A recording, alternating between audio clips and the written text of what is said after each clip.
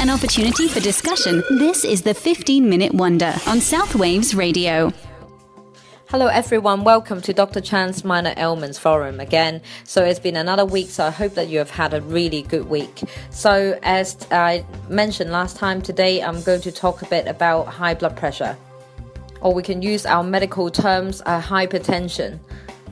So first of all, why are we talking about this? Because number one, some of our audiences have requested it. And number two, it has a very high prevalence in the UK.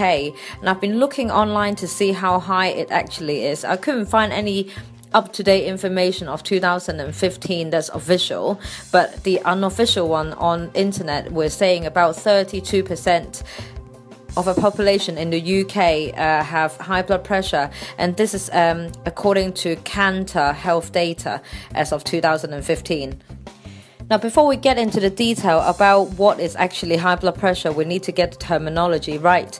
So when I see my patient and I tell them, for example, your blood pressure is 120/80, first thing they'll say to me is, Dr. Chan, I don't know what they mean. Or they'll say, that doesn't mean anything to me. So let's get it right first before that, so we can truly understand what is actually high blood pressure. So when I say 120/80, I actually means the higher number is equal to the systolic blood pressure. So in physiological term, it means that this is the pressure in the arteries when the heart contracts. So the bottom one, or the second number that you hear, like for example the 80, would be the pressure in the arteries when the heart rests between each heartbeat.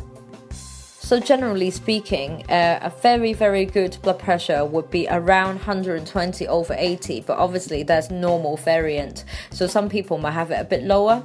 So as long as it's more than about 100 systolic and more than, let's say, 60 systolic, that's more or less okay. So what is actually high? Well, as doctors, we would like our blood pressure or our patients' blood pressures to be around 140/80 and below. And I would say if your blood pressure is more than 160/80 or something alike, it would kind of ring the alarm bell telling me that your blood pressure is actually high. Now, you might think, well, does it have to be two numbers that's high to make it high blood pressure?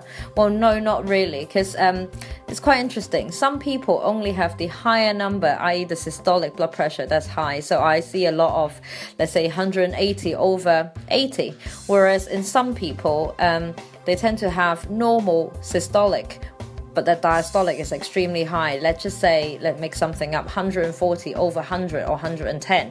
So in both of the above cases, they would classify to be having high blood pressure.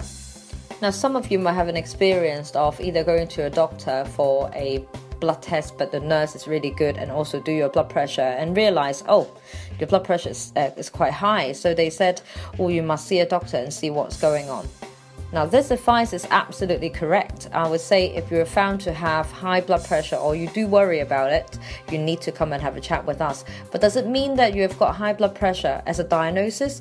I would say you can never base on one high blood pressure to say that someone's got high blood pressure, because there's so many factors that potentially can affect the blood pressure. For example, you're running late for the appointment, so you've been rushing around, couldn't find anywhere to park, so by the time you came in, you're all huffing and puffing, so then obviously the blood pressure would be high. And number two is some people actually do get quite anxious when they come and see doctors, or even just being in a surgery, they get anxious, so the blood pressure can go up as well. And the third factor that I've been thinking, which will be quite relevant for a false high blood pressure, and it would be at the time that someone have a blood pressure done, but the cuff size is not correct. For example, you've got a really big arm, but you're using a very small cuff. Then in a way, it will create a false high blood pressure. And it is the same in reverse, as in if you've got a really thin arm, but using a really big cuff, then the blood pressure will be abnormally low as well. So we need to pay attention to that when the blood pressure is being done. So if we're not just basing on one blood pressure reading to tell whether someone's got high blood pressure or not, then how do we do it? So let's just say if I see a patient who has been told by a nurse that he's got high blood pressure, the first thing I would do, I'll recheck it myself again, just because of those factors that I was talking about. It could be a circumstantial reason why the blood pressure was high, or maybe the cuffs wasn't right, so I'll do it again. So let's just say if it's still high, but it's a mildly high, so let's say it's less than 160 over 80, and the patient has got no symptoms, and it's the one-off blood pressure reading that is high, I would say to him or her, don't worry about it at the moment, but watch out for potential dangerous signs of having high blood pressure. For example, if you've got a headache that doesn't want to go away, your vision's not quite as good, or you've got shortness of breath or chest pain or anything serious like that, then come back sooner. But if you're all right, then we'll recheck the blood pressure again, either with a nurse or myself, in about 1 to 2 weeks' time. So what you really want to do is to ensure that you get 2 or 3 different readings on different occasions, maybe a few days apart, to see if that blood pressure is consistently high or is variable. At the same time, you kind of have to think about, are there any other reason that potentially can cause the blood pressure to be high, which we call secondary hypertension. For example, someone has got really poor kidney function, but we don't know that. And when we check the blood pressure, it's appeared to be high. So it's really important to make sure that we treat the cause of the high blood pressure rather than just treating the high blood pressure alone. In particular, some of the medication that we use for high blood pressure actually potentially can affect the kidney function. So we really need to know the patient's baseline before we start any medication. So at that consultation, I would also tell the patient to book in a routine blood test. What I would be looking for is the patient anemic? Has the patient got any liver or kidney problem that I should know? In particular, if they are diabetic or have other chronic illnesses, for example, they've had a stroke before and stuff like that, I would say definitely do a routine blood test to check the baseline. Actually, in an ideal world, I would say it is best for us to diagnose high blood pressure with 24 hours blood pressure measurement. Because as you know that we run about all the time doing things, and blood pressure changes all the time, depends on what you're doing. Although saying that it should be within normal margin, but it would go up and down a little bit. So actually the most ideal way to check whether someone's got high blood pressure is for them to wear a blood pressure cuff with a machine, obviously, and it will pump up occasionally throughout that 24 hours. And that would give us a more comprehensive answer to see whether, number one, the patient has got high blood pressure, or number two, how's their blood pressure is looking like throughout the day. And of course, this method is also more accurate than just doing blood pressure at different occasions on a different day, for example.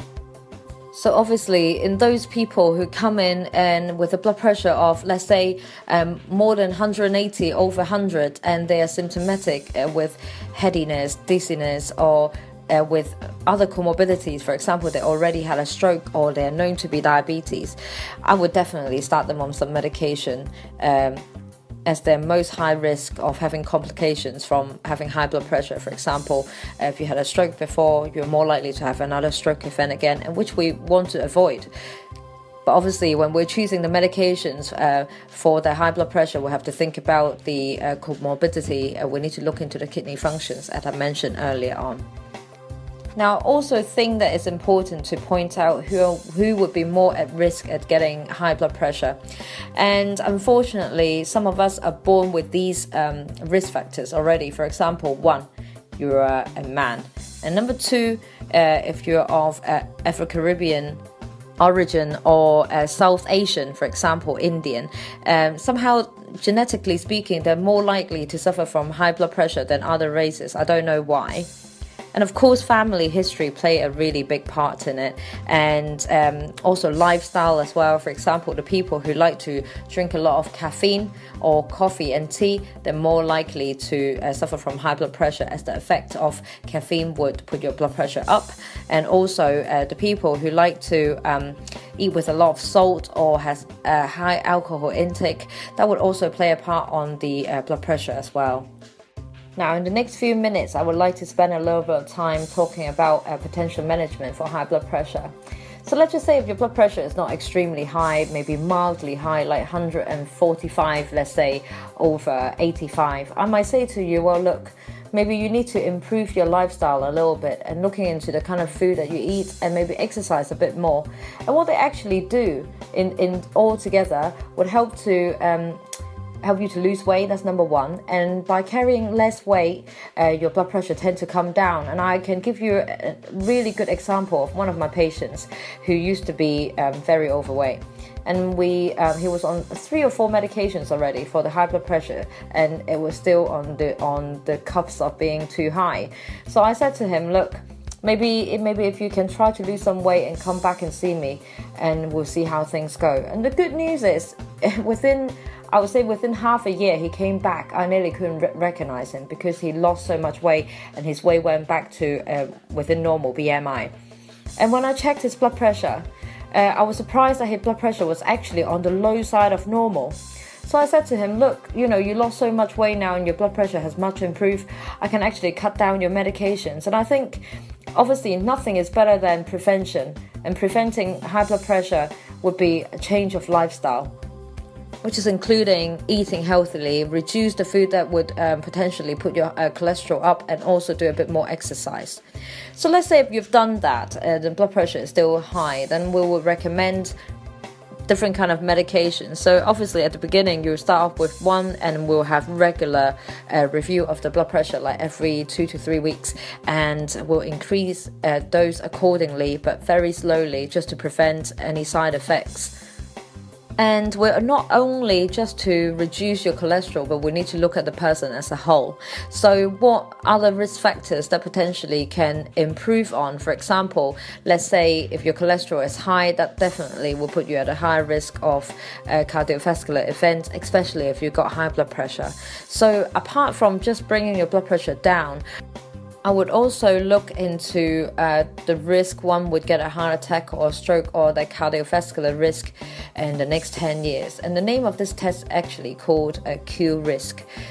So let's say if we do the score, which comprise into using all the information about you, your age, where you live, family history, and also current blood pressure and cholesterol level. I'll put them all together and see what is the risk. So let's say if you score between 10 to 20, then you're at a moderate risk of having a cardiovascular event in the next 10 years. So the government would recommend that we would start the patient on a cholesterol lowering medication, for example, a statin, or if you can't tolerate statin, there's always a non-statin options. But if you are scoring 20% and above, we highly recommend that if you have high blood pressure already, to consider being on a cholesterol lowering tablet.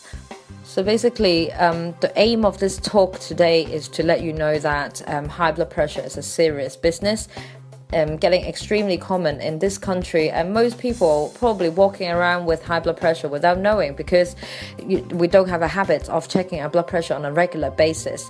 So if you suspect you've got high blood pressure because you've got some funny symptoms like headache and your vision's going a bit funny, or you just got a family history of it, then it's wise to go and visit your GP or maybe the practice nurse to get your blood pressure checked, just for the safety side of thing. And if you've got high blood pressure already, I would recommend you to ensure that you have your blood pressure checked more often, maybe every few months, just to keep an eye on it, because quite a lot of the time high blood pressure doesn't create any symptoms at all until you get it checked, and by the time you have any symptoms or complication, that's just a little bit too late.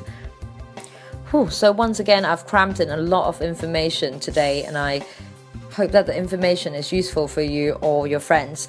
Now, I always want to get people involved in the show, and I would like to know what you would like to hear from me in the future shows. So if you've got any idea, anything that you want to know, please email the radio station so that I can spend some time to answer your queries.